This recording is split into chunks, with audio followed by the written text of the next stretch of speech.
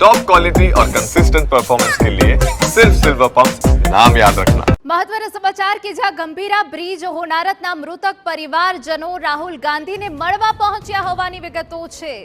બંધન party plot પાસે આવીને ઊભા રહેલ પીડિતોને પોલીસે દૂર ખસેડ્યા। 10 જેટલા પીડિત પરિવારો રાહુલ ગાંધીને મળવા આવ્યા હતા। કોંગ્રેસ પ્રવક્તાએ ગંભીરા બ્રિજના પીડિતોને રોક્યા હોવાની વિગતો છે।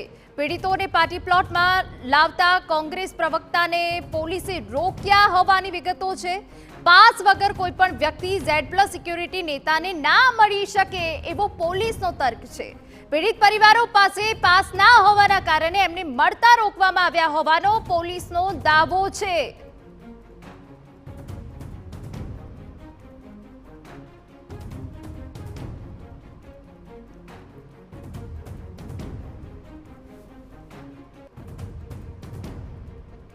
બંધન પાર્ટી પ્લોટ પાસે આવીને ઊભા રહેલ પીડિતોને પોલીસે દૂર ખસેડ્યા। 10 જેટલા પીડિત પરિવારો હતા કે જે રાહુલ ગાંધીને મળવા આવ્યા હતા।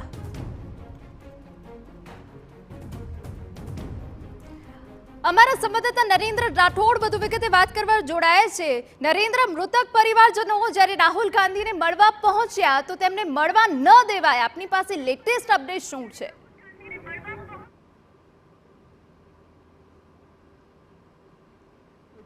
એ તમામ પરિવારો થોડી વાર પહેલા અહીંયા જ બેઠા હતા। અત્યારે હાલ ફરીવાર એમને લાવવામાં આવ્યા છે, પરંતુ ત્યારે પોલીસ દ્વારા એ તમામ પરિવારજનોને અહીંયાથી બહાર ખસેડવામાં આવ્યા હતા, પરંતુ કોંગ્રેસના કાર્યકર્તાઓએ દરમિયાનગીરી કરી અને ફરીથી એમને અંદર લાવવામાં આવ્યા છે। આપણી સાથે મૃતકના જે પરિવારજનો છે એમની સાથે વાતચીત કરી।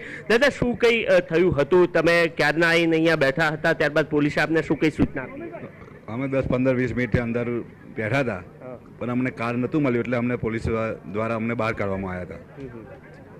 તમને કાર મળે એટલે અંદર આવજો, પણ અમારી પાસે કારની ગોઠવણ નથી। એટલે ભાઈ જે કોંગ્રેસના જે બધા મોટા નેતાઓ હતા એ લોકોએ અમને થોડી હેલ્પ કરીને અંદર લાયા છે। કયા પ્રકારના ન્યાય સાથે રાહુલ ગાંધીને આપ મળવા માંગો? અમે જે ગંભીરા બ્રિજની દુર્ઘટનામાં જે અમારે જે મારા દીકરાનું મૃત્યુ થયું છે તેમાં અમે અમારા ગામના રાજુભાઈ સરપંચ અમને મળવા લાવ્યા છે, તો કે લાવો સાહેબને મળવા જઈએ, એટલા માટે અમે મળવા આવ્યા હતા।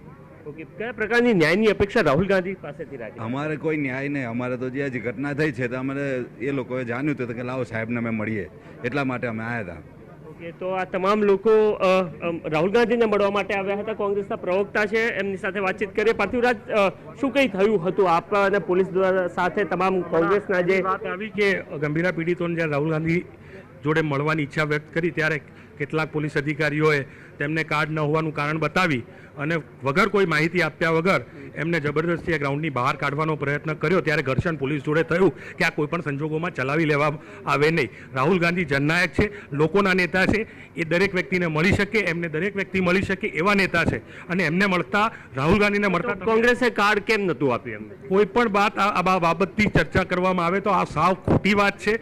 હું આપને ઘણા બધા લોકો એવા બતાવું છું કે જે કાર્ડ વગર પણ અંદર પ્રવેશ કરી ચૂકે છે।